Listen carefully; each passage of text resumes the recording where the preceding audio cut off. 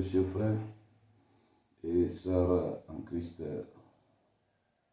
et chers téléspectateurs, que le Seigneur vous bénisse. Et je profite de l'occasion pour souhaiter mes vœux les meilleurs à chacun et que Dieu nous aide à pouvoir vivre conformément à sa parole en cette nouvelle année, que nous puissions faire beaucoup d'espoir, que Dieu nous donne la révélation. Vraiment, c'est ce que nous pouvons souhaiter à chacun. Une meilleure santé aussi, plus spirituelle, voilà. Quand on l'est, je crois que dans tous les domaines, ça marchera. Donc voilà. Donc, si je viens, cette fois-ci, c'est pour répondre aux questions des bien-aimés, aux inquiétudes, avant de continuer quoi que ce soit, d'aborder d'autres sujets. Ouais. Donc, il y a une question qui a été pertinente.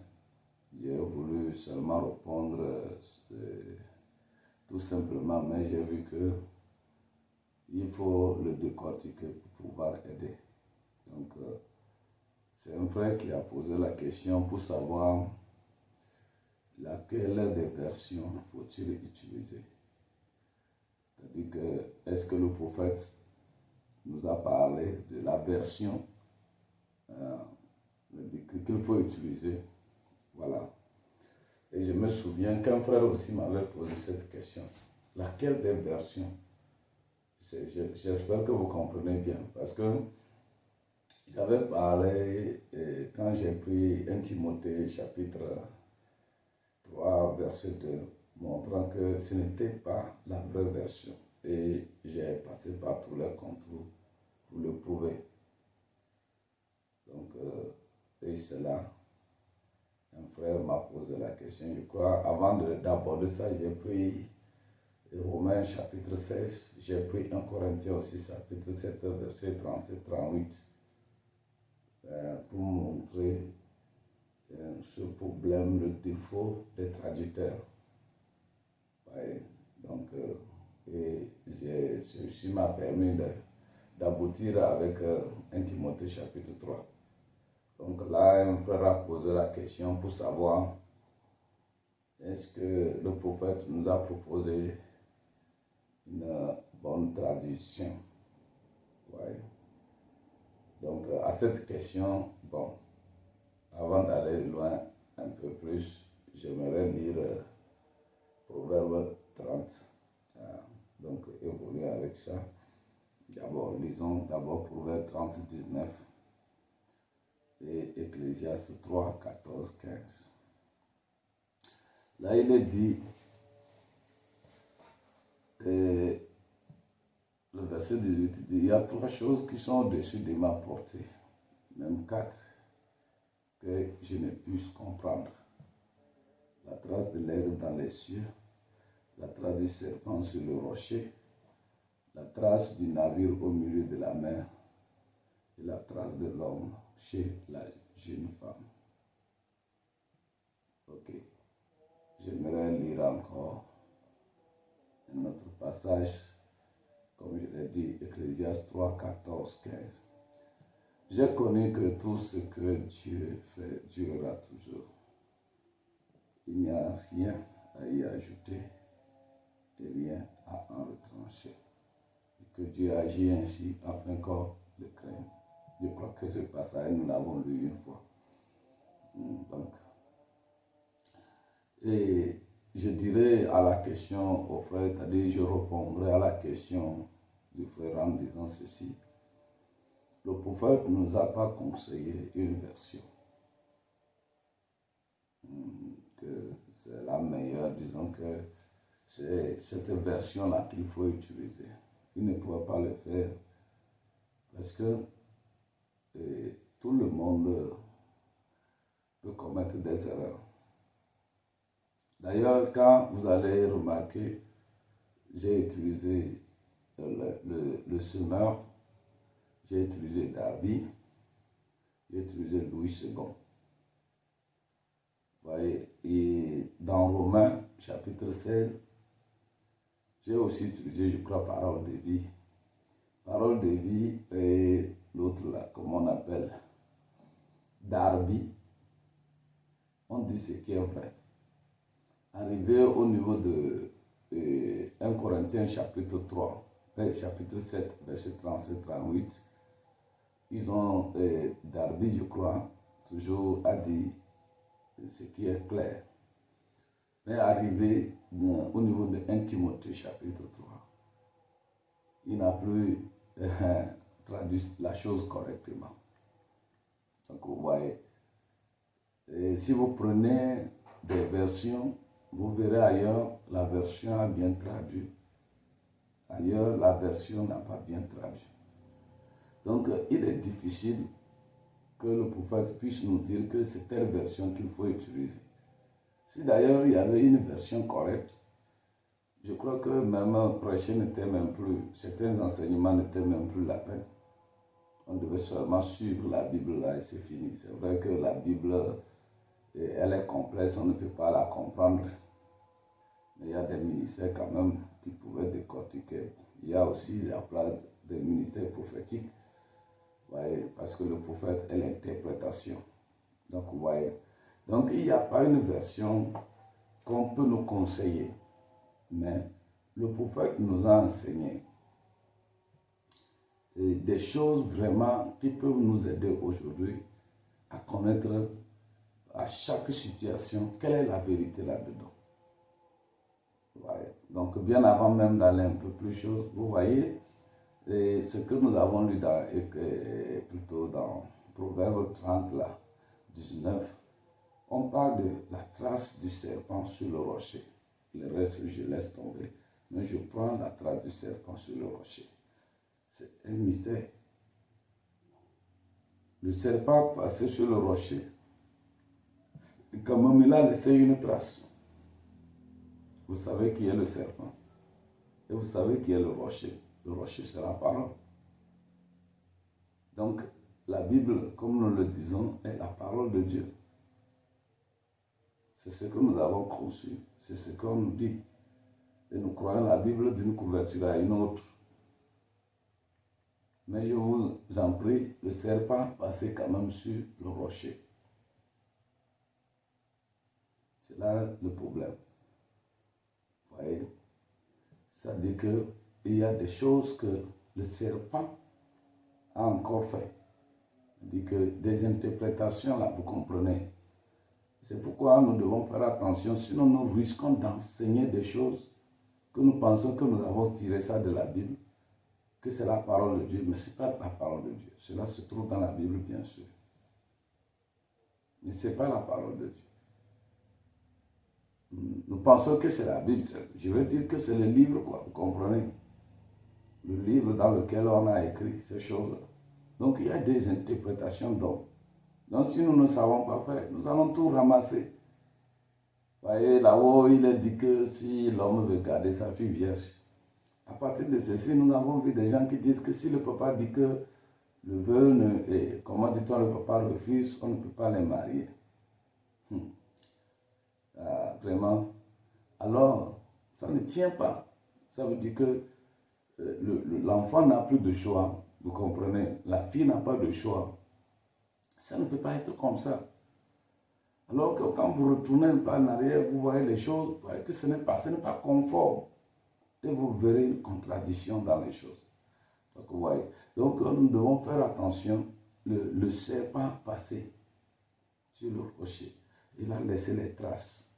Et si nous n'arrivons pas à voir ces traces-là, nous risquons de faire plus du mal au peuple de Dieu. Mais nous croyons que le ministère de ce dernier jour nous a donné la capacité de connaître les traces, de voir les traces du serpent sur le rocher. C'est ça qui est important. Ce ministère de la pierre de fête, ce ministère dernier, ce ministère de l'aigle nous a permis de voir la trace du serpent sur le rocher. Donc, qu'est-ce que je veux dire par là? De part et d'autre des enseignements que le prophète nous a donnés. Si vous suivez cela, il a donné des choses clés qui nous permettent de mieux voir, de déceler. Voyez, par exemple, si je prends Ecclésiaste 14, 3, verset 14, là il est dit, j'ai reconnu que tout ce que Dieu fait durera toujours. Qu'il n'y a rien à y ajouter et rien à y en retrancher. Et que Dieu agit ainsi, afin qu'on le craigne. Regardez ce que le prophète dit par rapport à ça, ce que je viens de lire là. Dans les exposés des âges, au paragraphe 66-3, l'âge d'Éphèse, le prophète de Dieu nous dit, la clé que le Seigneur m'a donnée pour trouver qui était le messager de chaque âge est la plus biblique. Vous voyez que Branham a montré que Paul était le messager. Irénée était le messager. Branham n'a pas vécu autant d'Irénée. Et nous avons souvent pensé que c'est Dieu qui l'a dit, c'est elle qui est le messager. C'est vrai.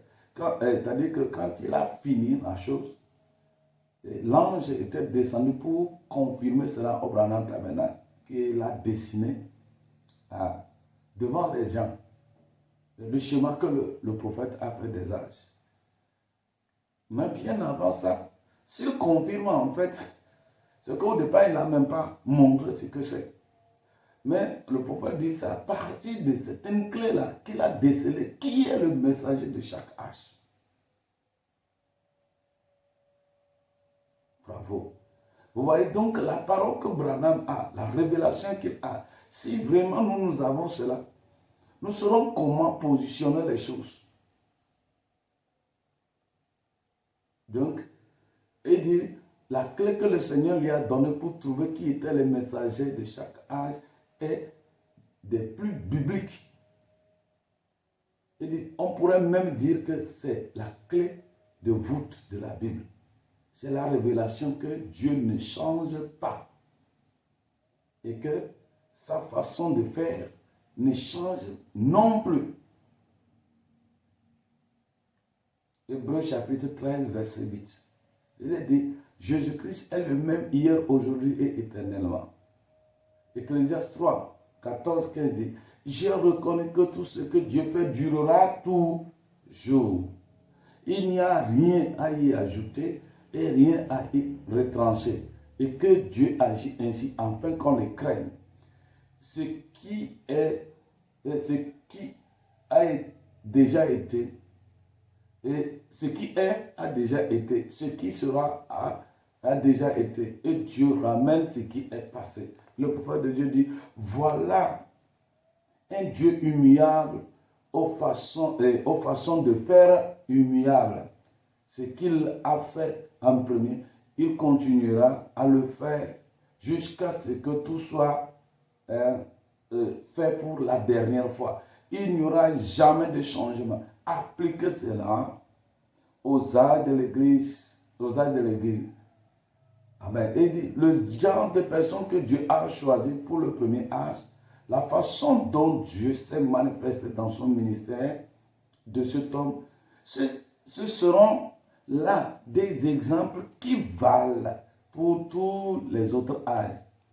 Ce que Dieu a fait dans le premier âge de l'Église, c'est ce que Dieu devra faire dans tous les autres âges. Jusqu'ici, vous ne pouvez pas bien comprendre les choses sans que vous ne voyez l'application. Qu'est-ce qui m'a permis de mettre au clair? Parce que le prophète de Dieu nous dit dans mariage divorce que Dieu garde tout dans la continuité. La parole de Dieu est vraie d'un bout à un autre. En fait, c'est ça, il revient. Maintenant, si c'est le cas, nous avons l'Ancien Testament, la polygamie. Le Nouveau Testament, nous allons avoir la monogamie. Le prophète continue à dire que là, il a dit qu'on ne peut pas faire mentir la parole. Alors que je vois Timothée nous dit que et le serviteur de Dieu doit être marié d'une seule femme. Alors que le prophète nous dit, selon l'enseignement, c'est la polygamie partout. Donc ça fait un homme, beaucoup de femmes. Donc vous voyez qu'il y a un problème et Timothée chapitre 3 ne respecte pas ce que c'est. Alors qu'il dit ce que Dieu a fait. Donc la première fois, il va continuer à le faire. Et voyez-vous, jusqu'à la dernière fois, il continuera. Ça ne s'arrêtera pas. C'est là que j'ai compris qu'il y a un problème. Je ne sais pas si vous voyez. Un Dieu immuable. Dieu, comment dit-on? Voilà un Dieu immuable aux façons de faire immuable. C'est-à-dire que chaque fois, il répète les mêmes choses. Il ne change pas. Donc, vous voyez, c'est l'une des règles. C'est pourquoi il parle de Jésus-Christ le même hier, aujourd'hui et pour toujours. Il parle de la continuité. Donc, quand vous voyez ça, vous savez que non, ce qu'on a dit là-bas, ça ne cadre pas. Le serpent a déjà passé là-bas. Il y a une mauvaise interprétation. C'est là que le prophète nous enseigne en disant qu'il n'y a pas de contradiction dans la parole de Dieu. Il dit que votre doctrine ne peut pas être vraie dans l'Ancien Testament sans être vraie dans le Nouveau Testament. Si c'est vrai dans l'Ancien Testament, c'est vrai aussi dans le Nouveau Testament. Si c'est seulement dans l'Ancien Testament que ce n'est pas, vous devez comprendre qu'il y a un problème. Le prophète même de Dieu dit, là où il a connu la première fois des chérubins, il dit c'est dans la Genèse. Parlant d'Apocalypse, les 4 êtres vivants, là, il le retrouve déjà dans la Genèse. Donc ce que Apocalypse nous amène là-bas n'est pas nouveau. Donc vous comprenez.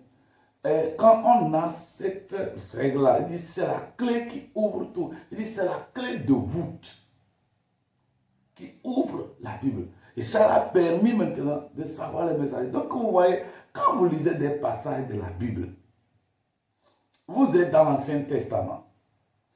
Vous voyez quelque chose. Vous arrivez dans le Nouveau Testament, vous remarquez que ce n'est plus la même chose, ça a changé. Là, il y a un problème. Il est bien vrai que nous sommes partis des substituts, du sang des substituts, jusqu'au sang parfait.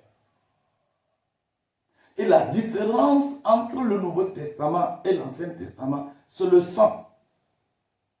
Le sang parfait et le sang des substituts. Mais remarquez qu'il y a toujours le sang. Et le sang parfait nous donne la capacité de vivre les lois qui ont été données depuis l'Ancien Testament.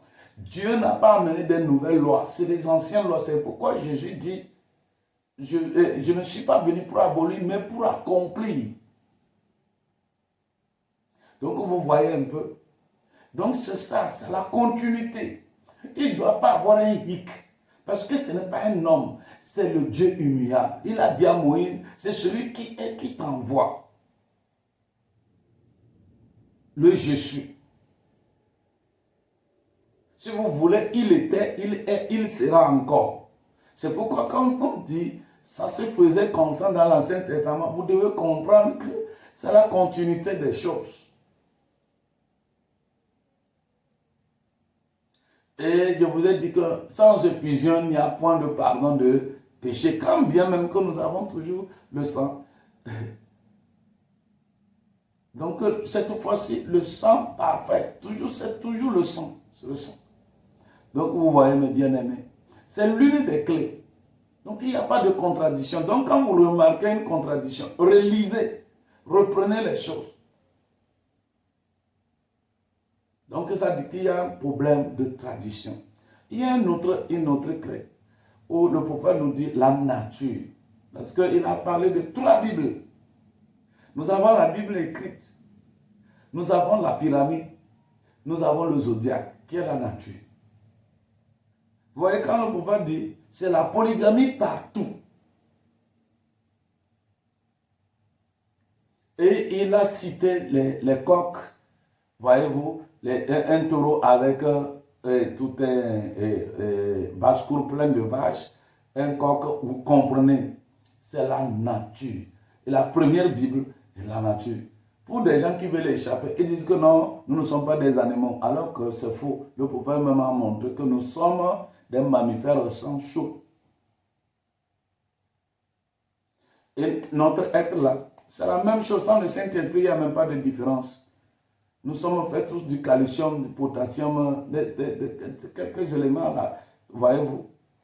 Et c'est ça le prophète a parlé. Donc vous voyez, il a montré dans la nature, donc le zodiaque. Donc quand vous rentrez dans le zodiaque, la nature, vous voyez la polygamie. La polygamie chez les poules, la polygamie chez les taureaux, la polygamie même au niveau des plantes, voyez-vous. C'est un seul mâle de papayer qui féconde plusieurs. Et il est rare même de le trouver. Mais c'est lui qui féconde tous les autres. Par le phénomène de la pollinisation, voilà, le pollen quoi. Donc vous voyez un peu. Donc vous verrez cela dans la nature. Donc quand un enseignement n'est pas correct par rapport à la nature, voyez, vous voyez quelque chose dans la Bible, ça doit être la même chose dans la nature, le zodiaque. Parce que tous sont la Bible de Dieu. Ça va être la même dans la pyramide. Voilà des choses, des richesses que Branham nous a amenées. Aujourd'hui, les gens pensent que, voyez-vous, il y a des savants, des gens qui ont étudié, qui ont fait l'égyptologie. Ils ont vu ce qui se trouve dans la pyramide, mais ce n'est pas possible. Ils voient que la Bible est un plagiat. C'est un copie-coller. Ça veut dire que ça, ce que dit dans la Bible écrite là, ils ont vu ça dans la pyramide. Et ils disent que non, ça ce n'est pas vraiment, c'est du copie, c'est du plagiat. Alors que nous qui comprenons, nous savons que la Bible date de l'Égypte, bien sûr. Voyez-vous, c'est sous la forme de pyramide. Donc ça ne nous étonne pas, mais plutôt ça nous renforce. Nous voyons que ce que Branham a dit est vrai. Donc ceux qui savent lire la pyramide savent que c'est les mêmes choses. Il dit que non, c'est un copie-coller, c'est les blancs qui ont fait chose. Oui, parce que le prophète a dit là-bas que cette troisième Bible, c'est pour les intellectuels. Et c'est là-bas qu'on peut modifier. Vous ne pouvez pas modifier la nature. Donc, quand vous avez quelque chose, vous lisez quelque chose, un sujet, vous remarquez une contradiction. Quand vous remarquez qu'il n'y a pas ça dans la nature, parce que Paul nous dit, la nature elle-même ne vous enseigne-t-elle pas?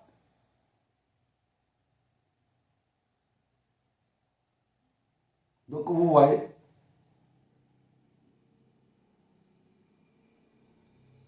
Donc c'est ces choses-là, ces éléments-là, Dieu ne change pas. La continuité.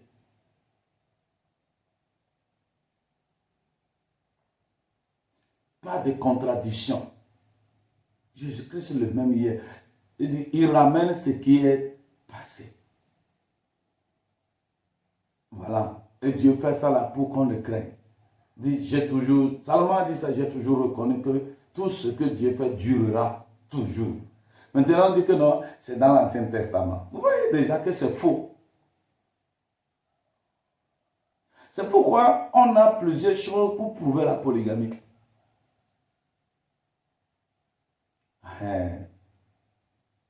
Donc le prophète même a montré l'ombre, vous comprenez. Il dit comment l'ombre d'un éléphant va donner un bout d'homme tout chétif. Ça ne correspond pas. Mais le religieux va dire que non, lui c'est écrit, hein. Lui veut vivre ce qui est écrit. Ce qui est écrit, il ne sait pas déjà passer sur ça. Tu ne sais pas. Donc vous voyez. Donc c'est ces éléments-là qui nous permettent de mieux voir. Donc nous n'allons pas seulement nous baser sur seulement l'écrit, mais il faut voir quand c'est éternel.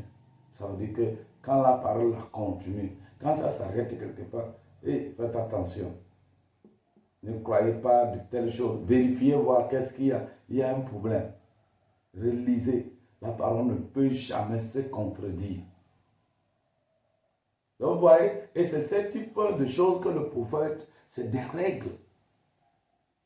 C'est la clé qui vous permet d'ouvrir, d'aller plus loin. Mais les gens ont fait de cela, bon, ils bossent, ils ne comprennent pas ce que cela veut dire. Pour mettre cela en application, ils ont la théorie, mais l'application, voyez-vous. Par exemple, ce que je viens de dire, et on m'a dit que non, le gars là, il ose toucher à la Bible. Qui il est? En fait, je ne suis rien. Sinon, un pécheur sauvé par la grâce. Et ça ne vient pas de moi, ça vient du prophète. Et c'est ça que vous allez voir que ça cadre. Sinon, l'autre chose ne cadre pas. Ça montre une discontinuité. Vous allez voir que Paul dit quoi? Je ne permets pas à la femme d'enseigner ni d'user d'autorité. Que les femmes se taisent, comme le dit aussi la loi. Vous comprenez? Paul savait ce que Salomon dit. Ce que Dieu fait durera toujours. Mais le théologien moderne dit que non, Christ est venu pour nous sauver. Parce qu'on dit, il n'y a ni juif, il n'y a ni homme, il n'y a ni femme. Donc, à cause de cela, en Christ, donc tout le monde peut faire les mêmes choses. Vous comprenez? Et de là, on peut sortir. Non, les femmes maintenant aussi. Non, ce que Dieu fait ne change pas. Ce n'est pas parce qu'il n'y a ni homme ni chose, voyez-vous. Ça veut dire autre chose. Ce qu'il veut dire, ce n'est pas pour dire qu'aujourd'hui les femmes et les hommes sont les mêmes. Non, ce n'est pas ça. Paul dit, comme le dit aussi la loi. Donc c'est pour montrer la continuité des choses. Que ce que Dieu fait durera toujours. Pour montrer qu'il n'y a pas de contradiction. Donc tous vos enseignements, que vous allez voir une contradiction, alors comprenez, la version là n'est pas correcte. Toute version, vous allez prendre ces choses. Voyez-vous. Donc, il y a des enseignements que le prophète nous a donnés. Vous allez voir ça. Par exemple, ce qu'il a dit, il a appuyé cela par la Bible. Et ça, c'est vrai. Et la nature le montre. La pyramide aussi le montre. Si nous avons la chance d'étudier et de connaître ce que la pyramide, les choses de la pyramide, nous verrons que la même chose est là. Donc vous voyez, donc vous ne trouverez pas une traduction parfaite. Non, vous n'allez pas trouver ça. Parce que c'est les hommes. C'est les hommes. Vous voyez, ils peuvent se tromper. Mais Dieu, lui, ne se trompe pas. Donc quand vous vous trompez, il y a toujours le zodiaque qui vous attend. Il y a la pyramide qui vous attend. La Bible écrite. Donc la parole de Dieu vous attend. C'est quand vous allez revenir à la parole que vous verrez clair. Donc vraiment, ce que William Branham nous a enseigné, c'est vraiment beaucoup profond. C'est vraiment beaucoup profond. Quand il a parlé du choix que l'homme choisit, la femme aussi doit choisir, dans le choix de l'épouse là. Et il savait que quelque part Louis II dit que si l'homme, un père refuse, vous comprenez, de donner son enfant en mariage, c'est-à-dire que veut la garder vierge, il fait bien. Branham savait ça, mais il ne dit rien. Mais il nous a seulement parlé que chacun a le choix. Le jeune homme choisit en proposant la fille et la fille choisit en acceptant. Il n'a pas dit que la fille n'a pas de choix. Mais il savait qu'il y a un passage de la Bible qui dit que, je ne sais pas, qui dit que la fille, c'est-à-dire que le père, voyez-vous, s'il veut garder sa fille vierge, il peut. Donc, c'est pourquoi le prophète insiste, il montre que le choix. Et quand vous retournez, il dit depuis le jardin d'Éden, nous voyons que tout est choix, tout est choix, tout est choix. Donc, ces enseignements. Mais si vous savez bien lire et observer, quand vous allez arriver ici, vous direz que non, non, non, ça, c'est pas la parole de Dieu. Vous voyez. Donc, quand il disait que la parole ne se contredit pas, et il parle que le l'on peut se marier comme Salomon, comme David, toute la Bible dans sa continuité. Il n'est jamais dit que l'homme, lui, ne peut pas. Il savait que dans 1 Timothée chapitre 3, il est dit que l'évêque devait être marié d'une seule femme. Mais c'est justement à cause de ça, il insiste pour que vous compreniez. Pour montrer que la version n'est pas correcte. Mais il ne va pas vous dire comme nous prenons cela pour le faire. Il ne l'a pas fait comme ça. Parce que de toutes les façons, Dieu cache les choses et le révèle dans la simplicité. Il y a aussi la part du ministère prophétique, lui laisse, ce que les pasteurs viendront. C'est pourquoi il a dit dans Exode qu'il va enregistrer la banque. Il ne sait pas si il veut ou voudrait que ça passe par les pasteurs. Et c'est eux de partir à partir de là. C'est un changement de choses. Parce que c'est eux qui sont responsables. Donc vous voyez à peu près. Donc que le Seigneur vous bénisse. Je vais m'arrêter ici, je ne vais pas trop aller. Donc en ce qui concerne une version parfaite, ça n'existe pas. Mais nous avons eu la grâce. C'est à cause de ça que Dieu nous a justement envoyé un prophète. Parce que c'est que tout est troublé, tout est rentré dans les choses. Et il est venu avec des enseignements bibliques, nous montrant, voilà, le chemin. C'est des règles, quoi. Je ne sais pas comment expliquer ça. C'est des codes qui vous permettent de décoder les choses. Voyez. Donc que le Seigneur nous bénisse. Shalom.